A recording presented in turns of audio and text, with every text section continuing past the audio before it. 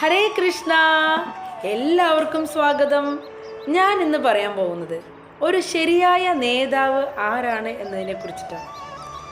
ഈ കാര്യം മനസ്സിലാക്കാനായിട്ട് നമുക്ക് വൈകുണ്ഠത്തിൽ നടന്ന ഒരു ലീല ഓർമ്മിക്കാവുന്നതാണ്. അതായത് സനകാദികൾ 4 കുമാരന്മാരുണ്ടല്ലോ, അവർ ഭഗവാനെ കാണാനായിട്ട് വൈകുണ്ഠത്തിലെത്തി. ആ സമയത്ത് ഭഗവാന്റെ കാവൽക്കാരായിട്ടുള്ള ജയനും വിജയനും ഇവരെ തടയുന്ന ഒരു ഭാഗമുണ്ട്. ആ സമയത്ത് ഈ ഋഷിമാർ ജയവിജയന്മാരെ ശപിക്കാൻ ഒരുങ്ങുകയാണ്.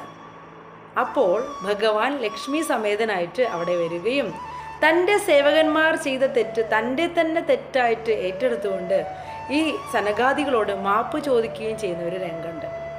ഒരു യഥാർത്ഥ നേതാവിൻ്റെ ആ ഗുണം ഭഗവാൻ ഇവിടെ കാണിക്കുകയാണ്. അതായത് ഒരു യഥാർത്ഥ നേതാവ് തൻ്റെ സേവകന്മാരുടെ തൻ്റെ കീഴിലുള്ളവരുടെ തെറ്റ് സ്വന്തം തെറ്റായി കരുതി ഏറ്റെടുക്കുകയും അതിലെ എല്ലാ പ്രശ്നങ്ങളും സ്വയം ഏറ്റെടുത്ത് അവരെ തിരുത്തുകയും ചെയ്യുമെന്നുള്ളതാണ്. ഹരേ കൃഷ്ണ, രാധേ രാധേ.